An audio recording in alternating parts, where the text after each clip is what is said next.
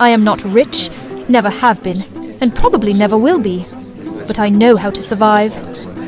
That night, I went to the birthday party of some university rich kid whose name I can't even remember, wearing borrowed and patched up clothes. And cheap things don't last long. My shoe heel broke. I fell to the floor amidst the mocking laughter of the jerks around me.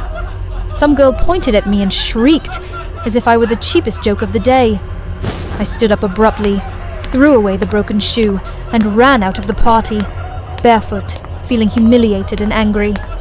The streets were cold and dirty, the sharp stones cutting into my bare feet, making them bleed. I ran with my head down, tears in my eyes, and bumped into a strange man. "Hey, are you blind?"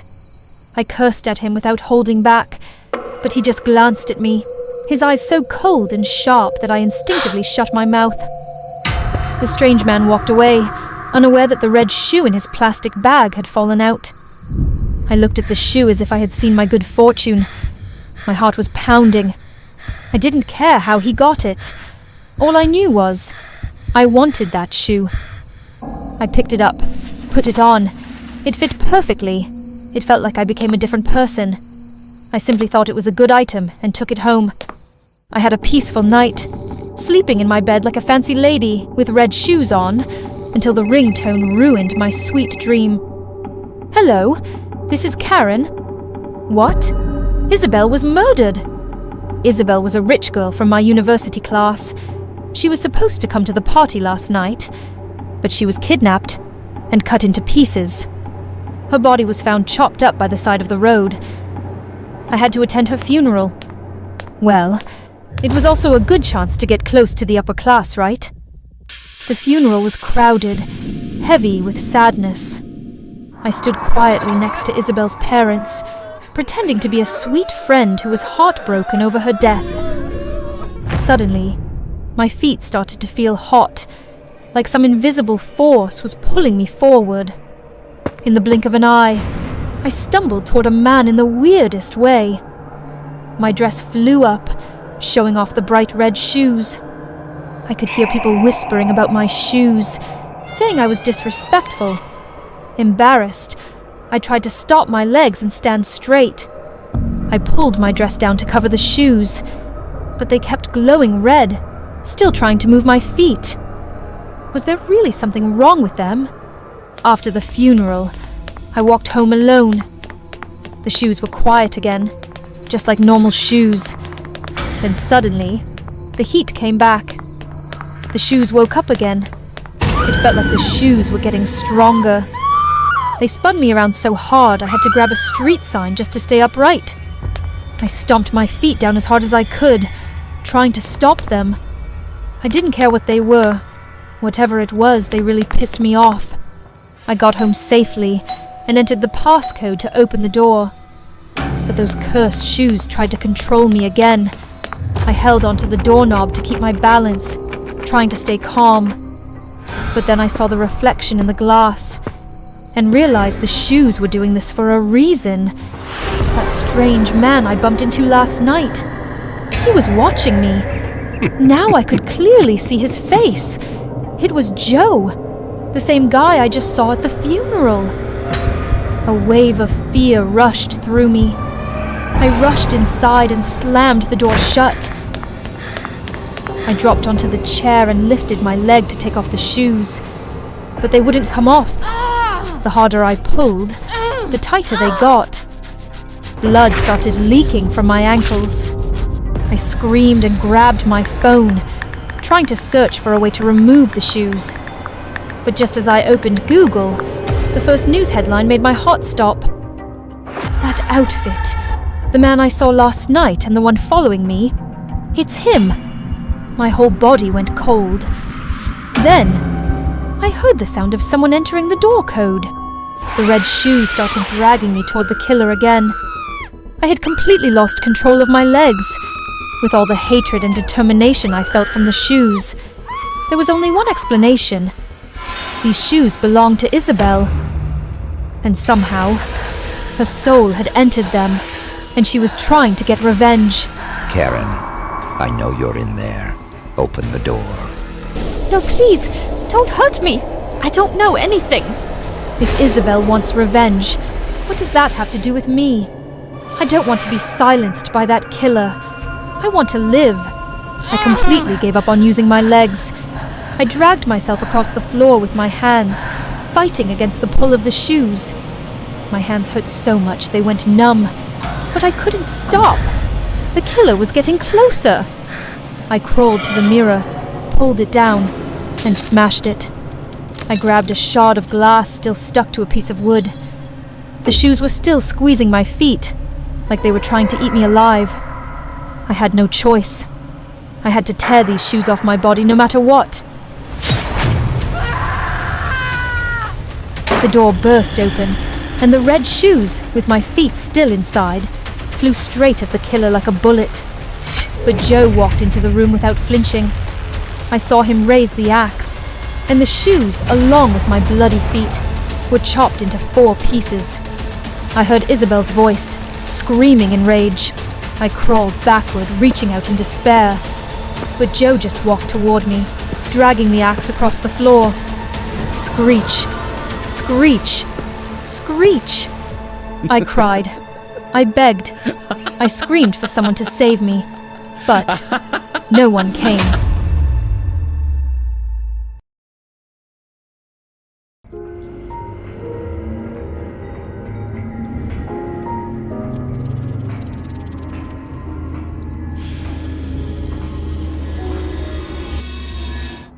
Brazil was everything I dreamed it would be. Warm sun, vibrant music, and miles of golden sand stretching as far as the eye could see. Miles, my best friend and perpetual thrill-seeker, had planned every detail of our trip. He swore up and down it would be life-changing. So, when he suggested we visit a unique, authentic snake massage spa, I hesitated. The very mention of snakes made my stomach churn, but Miles laughed off my concerns. Come on, man, He said, grinning from ear to ear. it's all the rage. People say it's therapeutic.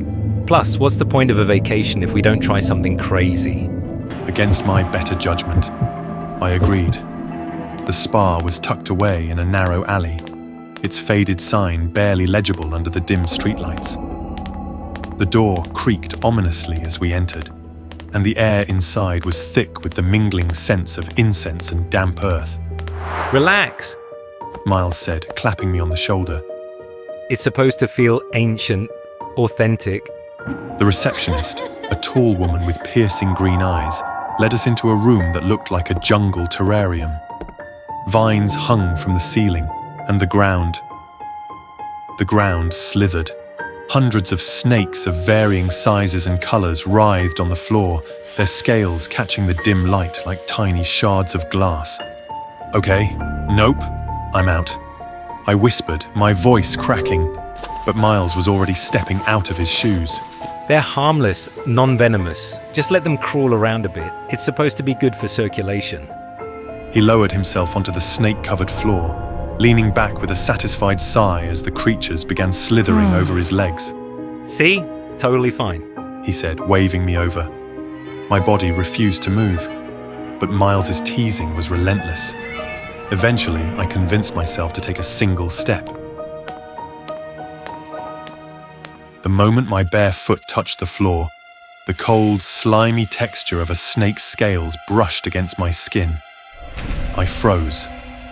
Another snake curled around my ankle, its tiny, harmless bite sending a strange, tingling sensation up my leg. My heart raced, but as more snakes swarmed around me, I began to feel oddly numb. Not so bad, right? Miles grinned. I wanted to scream at him, but my throat was dry. The next phase of the treatment was supposed to be deep relaxation. We were led to 2 massage tables and instructed to lie face down. The room was dark now, lit only by flickering candles. The snakes had been cleared from the floor, but the eerie hissing sound remained, echoing faintly through the walls. As I lay there, the sensation of something smooth and heavy rolling across my back made me shudder. It's just part of the process, I whispered to myself. Breathe. It's fine. For a moment I managed to relax. The weight moving along my spine felt oddly soothing, like a warm compress. But then I felt it slither up my shoulder. "That's not a hand," I muttered, eyes snapping open. The sight that greeted me froze my blood. A massive snake was coiled around Miles, its thick body constricting him like a vice. He looked at me, gasping for air, but he was smiling. It's fine. These snakes are trained. It's... His voice broke off into a choking wheeze as the snake tightened its grip.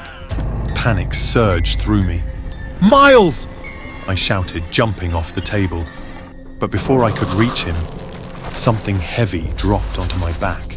The impact knocked the air from my lungs. It was another snake. This one was even larger, its muscular body wrapping itself around my chest and shoulders. Its scales were cold and rough, scratching against my skin as it coiled tighter and tighter. I clawed at it, trying to free myself, but the more I struggled, the tighter it squeezed. My vision blurred as my chest heaved. Desperate for air, I could hear Miles screaming now, his voice a hoarse, guttural cry. Help me! I tried to look at him, but the snake's tail wrapped around my neck, pinning my head in place.